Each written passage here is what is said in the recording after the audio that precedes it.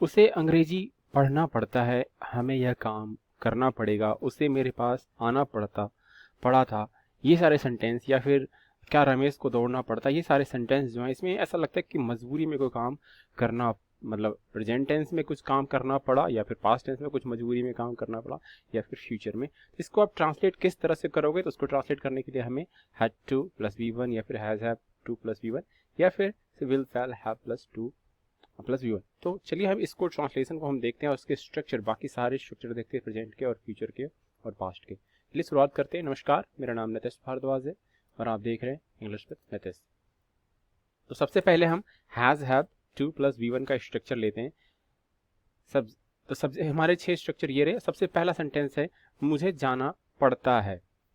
इसका मतलब हुआ कि आप जाना नहीं चाहते हो, लेकिन आपको बाय फोर्स, मतलब फोर्सफुली आपको जाना पड़ता है। जैसे कोई भी काम होता है आपको करना पड़ता है मजबूरी में। जैसे क्या बोलते हो, मुझे सुबह उठना पड़ता है, मतलब आपका उठने का, सुबह जगने का मन तो नहीं करता है आपको, और सोने का मन करता है, लेकिन आपको मजबूरी में उठना पड़ता है, बाय फोर्स उठना पड़ता है। तो उस तरह के सेंटेंस को आप subject has have to plus V1 का प्रयोग कर सकते हैं। जैसे कि सब्जेक्ट हो गया आई, और आई के साथ हैव टू प्लस वी1 गो हो गया। आई हैव टू गो मतलब मुझे जाना पड़ता है।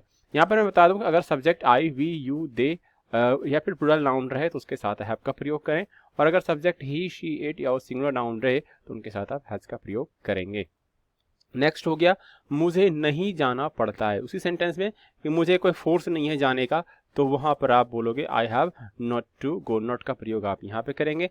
अब इस सेंटेंस को क्वेश्चन बनाने के लिए क्या करेंगे, सबसे पहले हम हैज हैव का प्रयोग करेंगे, उसके बाद सब्जेक्ट। तो यहाँ पर हमें सब्जेक्ट आई है, तो आई से पहले हमने हैव का प्रयोग किया, हैव आई टू गो। अब इसी सेंटेंस को हम नेगेटिव बनाते हैं, has have subject not to plus वी1। तो क्या मुझे नहीं जाना पड़ता है, have I not to go. Next हम देखते हैं मुझे क्यों जाना पड़ता है। यहाँ पे देखो क्वेश्चन वर्ड आ गया। क्वेश्चन वर्ड हमने वाई का प्रयोग सबसे पहले किया, why have I to go. इसको आप इस तरह से सबसे पहले क्वेश्चन वर्ड को बाहर करोगे, और जैसे आप ऊपर क्वेश्चन बनाते हो, हैव को पहले, फिर सब्जेक्ट, उसके बाद टू गो। अब इसी सेंटेंस को मुझे क्यों नहीं जाना पड़ता है, तो उसको बनाने के लिए स्ट्रक्चर ये फॉलो करेंगे। सबसे पहले क्वेश्चन वर्ड इसमें क्या है, क्यों को सबसे पहले लिखा, उसके बाद हैज हैव में हमने हैव को लिया। क्यों लिया है, क्योंकि सब्जेक्ट हमारा आई है, तो आई के लिए हम हैव का प्रयोग करेंगे, उसके बाद नॉट, उसके बाद टू गो। तो ये हमने देखा। तो ये स्ट्रक्चर 6 स्ट्रक्चर है जिसको आप इस 6 तरह के सेंटेंस को बना सकते हैं। लेकिन मैं आपको बता दूं इसे एक और तरीका है बनाने का। ये तो तरीका है ही, आपको मोस्ट ऑफ जो बुक हैं, इजी बुक हैं, उसमें आपको ये मिलेगा। बट लेकिन आजकल मॉडर्न इंग्लिश में ये वाली ग्रामर ज़्यादा यूज होता है। मुझे जाना पड़ता है, आई हैव टू गो। मुझे नहीं जाना पड़ता है, आई डोंट का यहाँ पे नेगेटिव बनाने के लिए हमने डोंट का प्रयोग किया और हैव का प्रयोग किया। या फिर क्वेश्चन बनाने के लिए क्या मुझे जाना पड़ता है, तो डू आई हैव टू का प्रयोग कर सकते हैं। हैव को आगे लगाने की कोई जरूरत नहीं, सिर्फ डू से भी आप काम चला सकते हैं। लेकिन इसमें आप हैज का प्रयोग, अगर ही के जगह पर, आई के जगह पर ही होता तो हैज का प्रयोग नहीं होगा, क्योंकि उसके जगह पर हम डज का प्रयोग करेंगे। तो अगर सब्जेक्ट ही, शी, इट और सिंगुलर नाउन रहे तो क्वेश्चन और नेगेटिव बनाने के लिए आप डज का प्रयोग करोगे, और साथ में हैव का प्रयोग होगा, हैज का प्रयोग नहीं होगा। आई, वी, यू दे रहा तो प्लूरल नाउन, तो आप क्वेश्चन बनाने के लिए जो हमने यहाँ पे डू का प्रयोग किया वही करोगे। तो ये भी सही है, और ये मॉडर्न तरीका है बनाने का, तो इसे इस तरह से भी आप बना सकते हैं। नेक्स्ट आप ले लेते हैं इसे पास्ट टेंस में। पास्ट टेंस से बनाने का स्ट्रक्चर क्या होगा, मुझे जाना पड़ता है, अब हो जाएगा मुझे जाना पड़ता था। स्ट्रक्चर ले लेते हैं। स्ट्रक्चर हमारे 6 ये सारे हैं।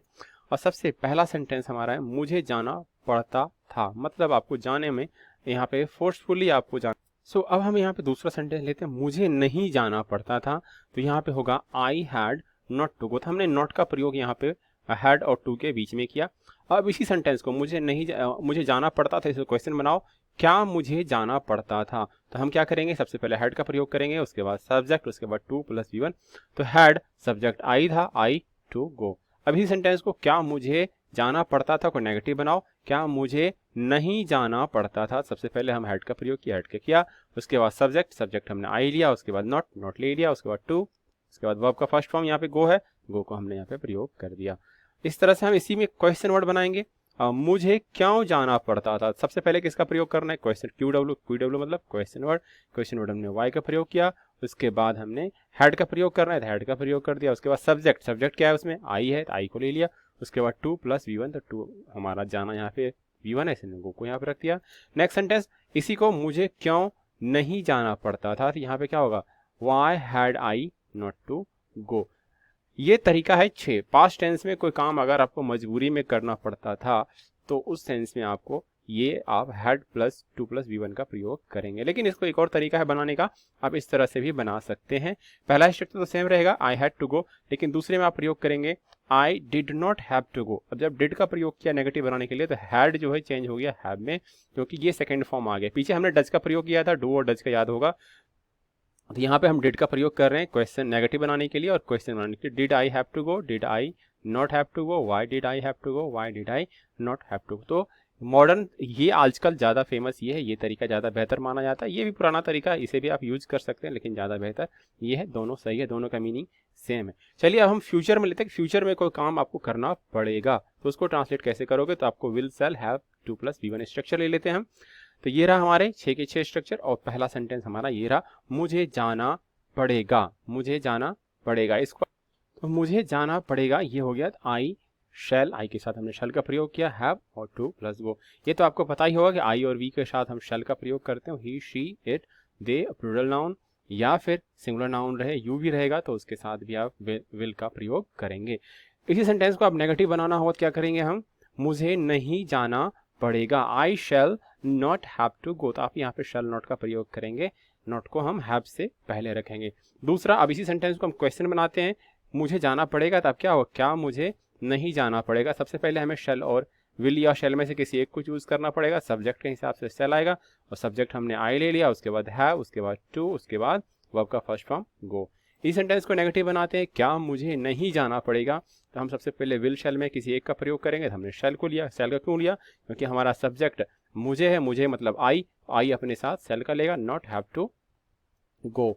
अब देखो ये क्वेश्चन वर्ड, मुझे क्यों जाना पड़ेगा, सबसे पहले हमें क्वेश्चन वर्ड को यूज करना है। Why will shall, will shall में से हमें शैल का प्रयोग करेंगे क्योंकि आई हमारा शैल लेगा, उसके बाद हैव, उसके बाद टू प्लस गो। इसी को नेगेटिव बनाते हैं, मुझे क्यों नहीं जाना पड़ेगा, तो why shall I not have to go. तो ये तो हमने प्रेजेंट, पास्ट और फ्यूचर तीनों को देखा हमने कि किस तरह से आपको फोर्सफुली कोई काम करना पड़ता है तो कैसे कर सकते हो। चलिए हम एक मिक्स ट्रांसलेशन लेते हैं जिसमें कि हम सारा तीनों टेंस को हमने मिक्स करके एक ट्रांसलेशन लिया है कुछ, उसको हम ट्रांसलेट करते हैं। सबसे पहला देखते हैं, उसे पढ़ना, उसे अंग्रेजी पढ़ना पड़ता है। तो ये कौन सा टेंस है, सब्जेक्ट हमारा ये हो गया, और पढ़ना पड़ता है मतलब ये प्रेजेंट टेंस है। प्रेजेंट टेंस में फोर्सफुली कोई काम करना पड़ता है। ट्रांसलेट कैसे होगा, ही हैज टू स्टडी, यहाँ पे वर्ब का फर्स्ट फॉर्म ये हो गया, इसलिए हैज का प्रयोग क्यों किया, क्योंकि ये प्रेजेंट टेंस है इसलिए उसे पढ़ना पड़ता है। नेक्स्ट है, हमें यह काम करना पड़ता है, तो ये हो गया हमारा सब्जेक्ट, और करना पड़ेगा दैट मीन्स ये क्या फ्यूचर की बात कर रहा है, इसीलिए हमें के लिए हम वी यूज करेंगे, we shall have to do this work. ये हमारा डू हमारा वर्ब हो गया और यह करना पड़ेगा तो डू दिस होगा, राइट। उसे मेरे पास आना पड़ा था, तो उसे हो गया सब्जेक्ट, और क्या हुआ था, आना पड़ा था, ये पास्ट टेंस से आना पड़ा था, तो सबसे पहले सब्जेक्ट लेंगे, he had to come, he had to come to me, he had to come to me, उसे मेरे पास आना पड़ा था। नेक्स्ट है, क्या रमेश को दौड़ना पड़ता है, तो रमेश हो गया सब्जेक्ट, पड़ता है, दौड़ना पड़ता है, इससे पता चल रहा है कि प्रेजेंट टेंस है, लेकिन क्या जो दिख रहा है यहाँ पे, क्या से क्या पता चल रहा है, ये क्वेश्चन भी है और यस और नो वाला क्वेश्चन है, इसलिए हम सबसे पहले प्रयोग करेंगे हैज, क्योंकि रमेश सिंगुलर है तो सिंगुलर के हिसाब से हमने हैज का प्रयोग किया, और प्रेजेंट टेंस है, has Ramesh to run. Next sentence देखते हैं, यहाँ पे मुझे सब्जेक्ट है और करना पड़ेगा, ये हमारा हो गया वर्ब करना, और कौन सा टेंस में है, फ्यूचर टेंस में है, और इसमें भी वापस देखा हमने एक क्वेश्चन है क्या, तो इसको हम सबसे पहले क्या प्रयोग करेंगे, पड़ेगा में शैल को आगे करेंगे, shall I to do this, shall I have to do this work, यह काम करना पड़ेगा। नेक्स्ट हम लेते हैं, इसमें देखो मुझे सब्जेक्ट है और सोना पड़ेगा, ये हमारा वर्ब है, लेकिन कौन सा टेंस में है, फ्यूचर में है। एक चीज और देखो यहाँ पे कहाँ लगा हुआ है, कहाँ मतलब क्वेश्चन वर्ड है, सबसे पहले हम क्वेश्चन वर्ड का प्रयोग करेंगे, where shall I have to sleep. तो ये हमने ट्रांसलेशन भी देखा हो तीनों टेंस का, प्रेजेंट टेंस का, पास्ट टेंस का, फ्यूचर का, और ये किस तरह का सेंटेंस है जिसमें आपको फोर्सफुली कोई काम करना पड़ता है या फिर पड़ा था या फिर पड़ेगा। तो उम्मीद करता हूँ ये इजी, बहुत इजी ट्रांसलेशन है और आपको समझ में आ चुका होगा। सो इस वीडियो को देखने के लिए थैंक यू, और पसंद आए तो शेयर करना ना भूलें।